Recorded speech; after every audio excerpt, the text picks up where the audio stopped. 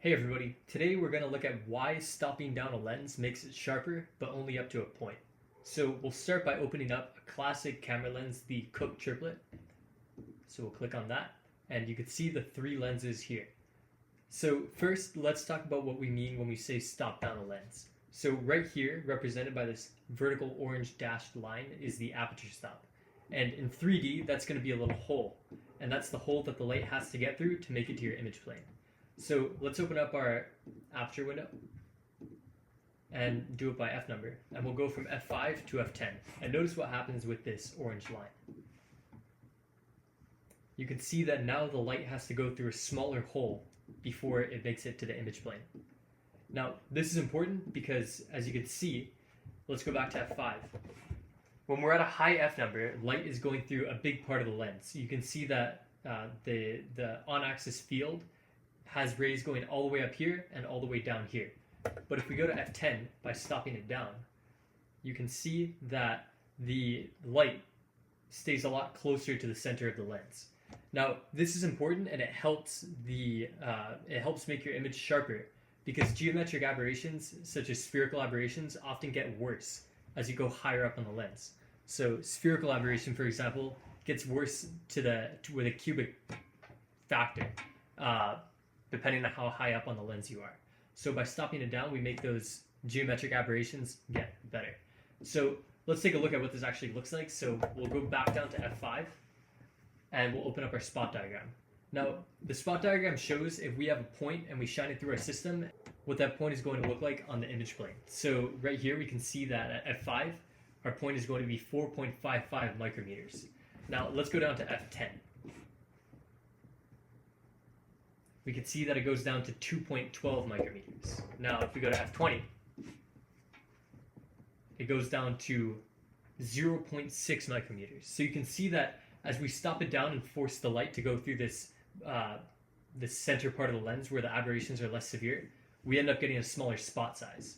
And we can see the same effect through the ray fan. So let's go back up to f5 and open up our ray fan. Now you can see this line here is pretty wavy. That would be spherical aberration of the third and fifth order. Here we have a pretty significant slope here, which would be defocus. And here we have some spherochromatism. You can see the different shapes of the lines depending on the color. Now let's up it to f10. Now you can see that the ray fan is getting a lot flatter for the on-axis. The slope here is lower. And here it still looks pretty bad, but that's the 20-degree axis. So let's up it to f15 now. Now you can see it's getting even better. So you can see that now it's even flatter, and on a ray fan, the ideal thing to see is a totally flat line. So we're approaching that with the on-axis and the 14-degree, and even the 20-degree axis, I think it might be getting better. Let's go to 25 and see what happens. Yeah, it gets straighter. So basically, it turns, the geometric aberrations seem to go away and turn more into a simple defocus line. So that's one side of the coin, why it gets better when you stop down the aperture. But why can't I just stop it down indefinitely and go to something crazy like f250 and just get an absolutely perfect image? And that's because of the diffraction limit. So the diffraction limit, basically, if I shine a perfect point source through my camera lens, it's going to, on the image plane, show up because of diffraction as an airy disk. And that looks like this.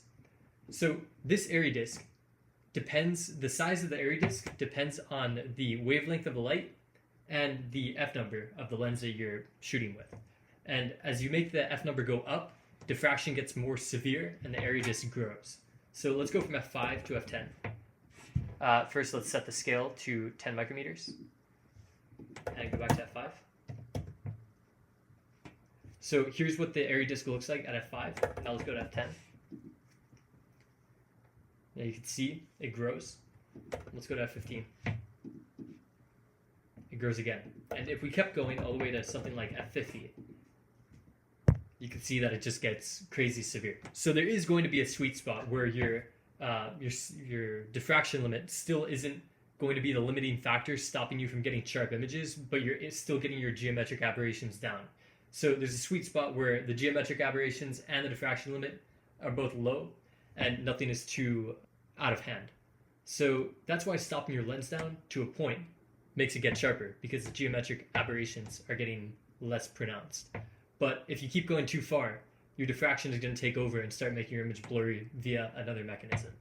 So thank you for watching, and I'll see you all in the next video.